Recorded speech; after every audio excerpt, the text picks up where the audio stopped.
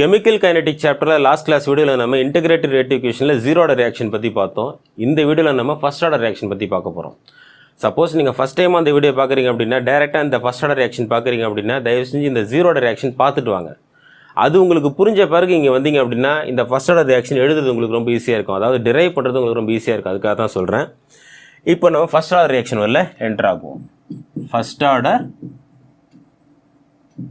Reaction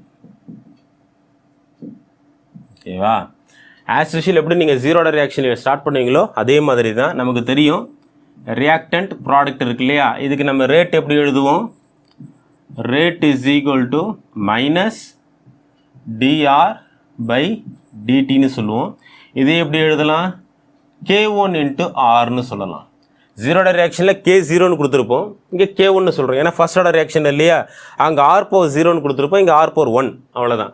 ஏன்னா இங்கே first order reaction. அதனால் இது அடுத்த ஸ்டெப்பில் எப்படி வரும் அப்படின்னு கேட்டிங்கன்னா மைனஸ் டிஆர் பை ஆர்னு வந்து இந்த ஆர் வந்து டினாமினேட்டரில் வந்துடும். ஈக்குவல் டு K1 இன்ட்டு டிடின்னு வரும். இது அங்கே போய்டுவார். ஓகேவா? அடுத்து இன்டெகிரேஷன் பண்ணுறோம். ஸோ இன்டெகிரேஷன் பண்ணும்பொழுது உங்களுக்கு டிஆர் பை ஆர் இருக்காங்க, ஈக்குவல் டு K1 டிடின்னு இருக்காங்க. இன்டெகிரல் ஃபார்மில் அடுத்து எப்படி மாறும் இது அப்படின்னு கேட்டிங்கன்னா எல்என்னாக மாறும். LN R is equal to K1 into T plus ஐன்னு வந்துடும். இது மேத்தமெட்டிக்கலாக டிஆர் பை ஆர் எப்படி வந்துடும்? மைனஸ் எல்என் நேச்சுரல் ஆகுறதுன்னு சொல்கிறோம் இல்லையா, லேன்னு சொல்லுவாங்க. So LN R is equal to K1 into T plus I. இந்த ஐ அப்படிங்கிறது என்ன சார்னு கேட்டிங்கன்னா இன்டெகிரேஷன் கான்ஸ்டன்ட். ஆல்ரெடி அதே தான் இன்டெகிரேஷன் கான்ஸ்டன்ட்னு சொல்லுவோம். நம்ம ஜீரோ ஆர்டர் ரியாக்ஷனில் பார்த்த மாதிரி தான் இங்கேயும் நம்ம என்ன செய்கிறோம் அப்படின்னா வேல்யூ ஆஃப் ஐ எப்படி செய்கிறோம்? The value of I can be calculated from initial concentration. Initial concentration அப்படி சொல்லும்பொழுது ஆர் இஸ் ஈக்குவல் டு பார்த்தீங்கன்னா R0ன்னு வந்துடும். டைம் பார்த்தீங்கன்னா ஈக்குவல் டு 0ன்னு இருக்கும். அப்போது இது அப்படியே இங்கே இம்ப்ளிமெண்ட் பண்ணிங்க. எப்படி ஜீரோ ஆர்டர் ரியாக்ஷனில் பண்ணிங்களோ அதே மாதிரி தான். இப்போது எல்என் R0ன்னு வந்துடும், equal to K1 into 0. Time வந்து 0 எடுத்துக்கிறோம் இல்லையா, ப்ளஸ் ஐன்னு எடுத்துக்குவோம். ஸோ K1 இன்ட்டு 0 தான் வரும். இப்போது அப்படி இருந்துச்சுன்னா ஐ இஸ் ஈக்குவல் டு என்ன வரும்? ஐ இஸ் ஈக்குவல் டு ஆக்சுவலாக மைனஸ் எல்என் இன்ட்டு R0ன்னு வருது இல்லையா. இப்போது இந்த I is equal to minus LN R0 இருக்காங்களே, இவரை கொண்டு வந்து என்ன செய்றீங்க? இந்த ஐ வேல்யூவில் சப்ஸ்டிட் பண்ணுங்க. ஓகேவா? அப்படி சப்ஸ்டிட் பண்ணோம்னா L N R is equal to K1 T minus into plus minus இல்லையா, ஸோ மைனஸ் எல்என் R0ன்னு வந்துடும். உங்கள் டெக்ஸ்ட் புக்கில் எப்படி இருக்குன்னா லெஃப்ட் சைடில் எப்பவுமே ப்ளஸ்ஸை மெயின்டைன் பண்ணுவாங்க. இந்த இடத்துல நம்ம மைனஸ் கொண்டு வந்து அதுக்கப்புறமா நம்ம ப்ளஸ்ஸாக மாற்றிக்கிறோம். இப்போ என்ன செய்கிறோம் அப்படின்னா இங்கே மைனஸ் இருக்குது, இங்கே மைனஸ் இருக்குது. இப்போ multiply minus on both sides. இங்கேயும் மைனஸால் மல்டிப்ளிகேஷன் பண்ணுறோம், இங்கேயும் மைனஸால் மல்டிப்ளிகேஷன் பண்ணுறோம். மைனஸ் பண்ணும்பொழுது மல்டிப்ளிகேஷன் பண்ணும்பொழுது இங்கே ப்ளஸ்ஸாக மாறுது. ஓகேவா? ஈக்குவல் டு இங்கே minus K1 into T plus LN R0ன்னு வந்துடும். இந்த இடத்துல நம்ம மைனஸால் ரெண்டு பக்கம் மல்டிப்ளிகேஷன் பண்ணுறப்போ அப்படி பண்ணும்பொழுது இங்கே உங்களுக்கு ப்ளஸ்ஸாக மாறிடுது. ஓகேவா? நெக்ஸ்ட்டு இவர் அந்த சைடை கொண்டு போயிடுங்க. அப்படி கொண்டு போனீங்கன்னா என்ன மாறும் அப்படின்னா இவர் இங்கே கொண்டு வந்துட்டிங்கன்னா K1 T is equal to L N R0 minus L N R. ஓகேவா? இதே எப்படி எழுதலாம் அப்படின்னா ஜஸ்ட் ஒரு அரேஞ்ச்மெண்ட் பண்ணும்பொழுது L N R0 minus L N R is equal to K1 into T இப்படி சொல்லலாமா? இப்படி எடுத்துக்கலாம் இல்லையா?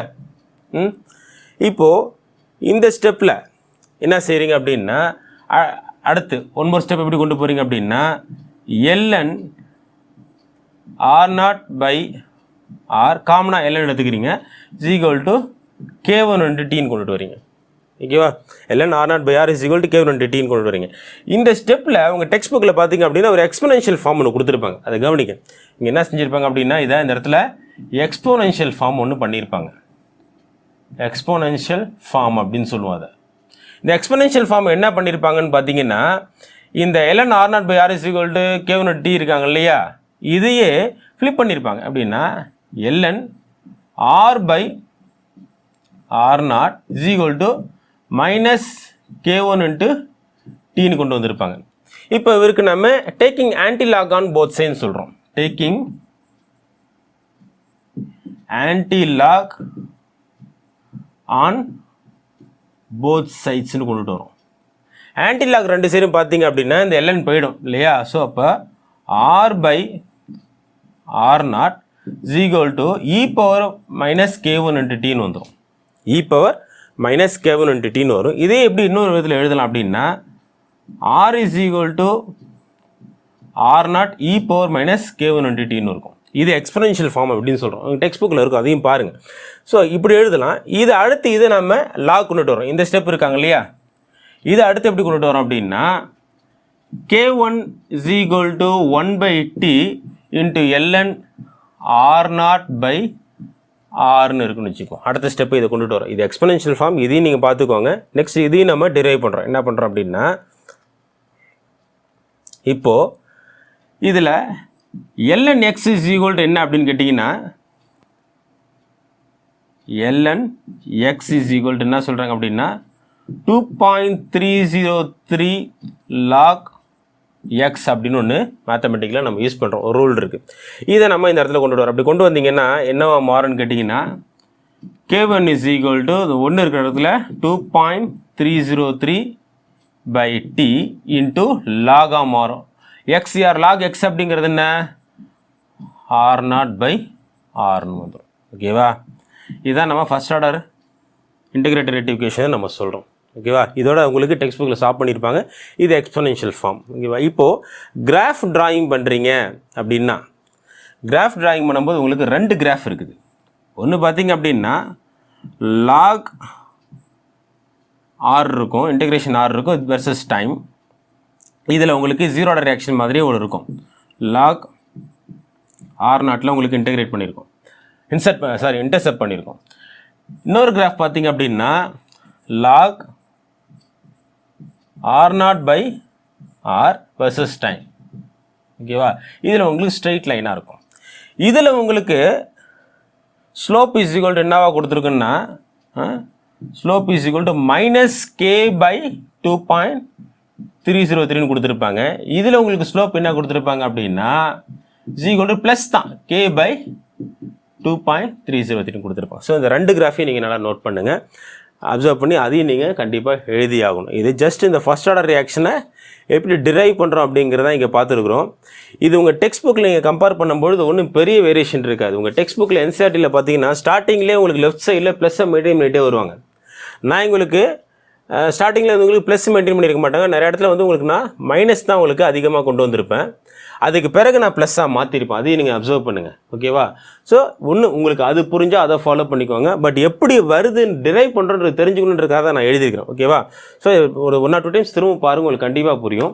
இப்போ நம்ம டெக்ஸ்ட் புக்கில் போவோம். டெக்ஸ்ட் புக்கில் எதாவது நடத்திருக்காங்கன்றது நமக்கு தெரியணும் இல்லையா? ஸோ டெக்ஸ்ட் புக்கில் போவோம். அது மட்டும் இல்லாமல் அதில் உங்களுக்கு ஒரு இன்டெக்ஸ்ட் கொஸ்டின் கொடுத்துருக்காங்க. அது எப்படி சால்வ் பண்ணியிருக்காங்கன்றது இந்த டெரிவேஷன் வச்சு அதையும் நம்ம புரிஞ்சுப்போம். ஓகேவா? இப்போ டெக்ஸ்ட் புக்கில் போகலாம். இப்போது என்சிஆர்டி டெக்ஸ்ட் புக்கில் ஃபஸ்ட் ஆர்டர் ரியாக்ஷன் எப்படி டிரைவ் பண்ணியிருக்காங்க அப்படின்னு பாருங்கள். ரியாக்ஷன் ப்ராடக்ட் இருக்குதா? இங்கே பார்த்தீங்கன்னா minus TR by D T is equal to K R இருக்காங்க இல்லையா? இங்கே மைனஸ் என்ன லெஃப்ட் சைட்லேருந்து ரைட் சைடில் கொண்டு வந்திருப்பாங்க ஸ்டார்டிங்லேயே. இப்போ பார்த்தீங்கன்னா தெரியும், ரைட் சைடில் மைனஸாக கொண்டு வந்துட்டாங்க. நம்ம லெஃப்ட் சைடில் மைனஸ் மெயின்டைன் பண்ணியிருப்போம். அதுக்கப்புறம் பிறகு தானே செய்வோம், பாசிட்டிவாக மாற்றுவோம். அதெல்லாம் கம்பேர் பண்ணி ஸ்டடி பண்ணுங்கள், உங்களுக்கு புரியும். இது வேறு அது வேறு நினச்சிட வேண்டாம், அதுக்காக நான் சொல்கிறேன். ஸோ இங்கே பார்த்தீங்கன்னா மைனஸ் கேடிடின்னு இருக்கு இல்லையா?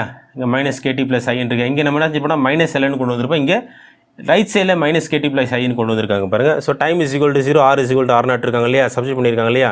So I is equal to plus LN r0 இருக்காங்க. நம்ம I is equal to minus LN r0 கொடுத்துருப்போம். பட் அடுத்து என்ன செஞ்சிருப்போம் அப்படின்னா அந்த மைனஸை ப்ளஸ்ஸாக மாற்றுறதுக்கு மல்டிப்ளை பண்ணியிருப்போம், மைனஸ் ரெண்டு பக்கமும் யூஸ் பண்ணி. பட் இங்கே என்ன செய்கிறாங்க, டேரெக்டாக ப்ளஸ்ஸாக யூஸ் பண்ணியிருக்காங்க. பட் இங்கே பார்த்தீங்கன்னா மைனஸ் கேட்டி இருக்குது பாருங்கள். ஓகேவா? இந்த ஒரு ஸ்டெப்பில் மட்டும் கொஞ்சம் சேஞ்ச் பண்ணியிருப்போம். இங்கே ஸ்டார்டிங்லேயே அவங்க அதையே ஃபாலோ பண்ணிட்டு கொண்டு வராங்க. அதாவது ரைட் சைடில் பாசிட்டிவாகவும் லெஃப்ட் சைடில் பாசிட்டிவாகவும் ரைட் சைடில் மைனஸும் கரெக்டாக மெயின்டைன் வந்துட்டுருக்காங்க. நெக்ஸ்ட் இங்கே பாருங்கள், k1/t ln r0/r வந்துட்டா. ஸோ இங்கே தான் நம்ம என்ன செய்கிறோம் அப்படின்னா, இந்த பாருங்களேன், அடுத்து பாருங்கள், டைம் இஸ் ஈக்குவல் t2ன்னு யூஸ் பண்ணுறாங்க. இங்கே அங்கே நம்ம வெறும் டைம் ஒன்று மட்டும் தான் யூஸ் பண்ணியிருப்போம். நம்ம இங்கே என்ன செய்கிறாங்க, டைம் 2க்கு என்ன செய்கிறாங்க, T1 T2 எடுத்து என்ன செய்ய 2 டெரைவ் பண்ணியிருக்காங்க. இப்போ ln R1 is equal to -K1 plus ln R0, then ln R2 is equal to -K2 plus R0. இது ஒரு கொஞ்சம் டிஃப்ரென்ஷியேஷன் இருக்கும், அதை நீங்கள் அப்சர்வ் பண்ணிக்கோங்க. ஏன்னா T1 T2 R1 R2 எடுத்திருப்பாங்க. Initial concentration, final concentration, time 1 time 2ன்னு சொல்லி 2 டிவைட் பண்ணி கொண்டுட்டு வராங்க. இங்கே நம்ம கொண்டு வந்தோம் இல்லையா, ஆன்டி லாக் பண்ணது பார்த்தோம் இல்லையா, இங்கே பாருங்கள். நெக்ஸ்ட் இங்கே பாருங்களேன், taking anti log on both sides R is equal to R0 e -kt இருக்காங்க இல்லையா.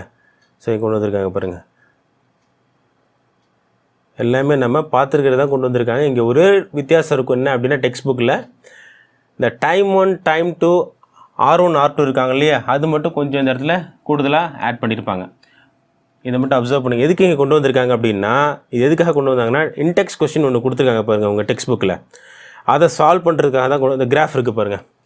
2 கிராஃப் இருக்குதா, log R0/R டைம், இங்கே பார்த்தீங்கன்னா ln R/T இருக்குது பாருங்கள். இதை அப்சர்வ் பண்ணுங்கள். இங்கே நேச்சுரல் லாகரிதம் யூஸ் பண்ணியிருப்பாங்க, இங்கே லாக் யூஸ் பண்ணியிருப்பாங்க. நெக்ஸ்ட்டு இது ஒரு எக்ஸாம்பிளாக கொடுத்துருக்காங்க பாருங்கள். ஓகேவா, இது ஆக்சுவலாக ரேடியாக்டிவ் எலமெண்ட் பார்த்தீங்கன்னா ரேட் ஆஃப் த ரியாக்ஷன் வந்து ஃபஸ்ட் ஆர்டர் ரியாக்ஷனை ஃபாலோ பண்ணுதுன்றதுக்கு ஒரு எக்ஸாம்பிள் தான், வேறு ஒன்றும் கிடையாது. எதுக்கு சார் இந்த ரேடியாக்டிவ் எலமெண்ட்டை கொடுத்து இந்த ரியாக்ஷன் கொடுத்துருக்காங்கன்னு கேட்டிங்கன்னா, ஜஸ்ட் இவர் வந்து ஒரு ஃபஸ்ட் ஆர்டர் ரியாக்ஷனை ஃபாலோ பண்ணுறாருன்றதுக்காக K × Rn கொடுத்துருக்காங்க பாருங்கள். ஸோ இது பவர் 1ன்னும் போது ஃபஸ்ட் ஆர்டர் ரியாக்ஷனை ஃபாலோ பண்ணுறாங்க. தென் டீகம்போசிஷன் ஆஃப் நைட்ரஜன் பென்டாக்சைடு, இதுவும் உங்களுக்கு ஃபஸ்ட் ஆர்டர் ரியாக்ஷன் தான் ஃபாலோ பண்ணுதுன்றதுக்கு ஒரு எக்ஸாம்பிள் தான். இதெல்லாம் உங்களுக்கு மேபி 1 மார்க் கொஸ்டினில் வரலாம். இங்கே the initial concentration N2O5 in the following first order reaction equation கொடுத்துட்டாங்க was 1.24 × 10⁻² moles per liter at 318 Kelvin. The concentration of N2O5 after 60 minutes was 0.20 × 10⁻² moles per liter. Calculate the rate constant of the reaction at 318 Kelvin. இங்கே பார்த்தீங்கன்னா molar concentration reduce ஆகிருக்கு பாருங்கள். 1.24லேருந்து 0.20 reduce ஆகிருக்காங்க. இது initial, இது final. Time பார்த்தீங்கன்னா 60 மினிட்ஸ்க்கு பிறகு எப்படி உங்களுக்கு ரேட் ஆஃப் த ரேட் கான்ஸ்டன்ட்டை கால்குலேட் பண்ண சொல்கிறாங்க 318 கெல்வினுக்கு. log R1/R2 is equal to K × T2 - T1 divided by 2.303. நம்ம டெக்ஸ்ட் புக்கில் இருக்கக்கூடிய அந்த டெரிவேஷன் அப்சர்வ் பண்ணுங்கள்.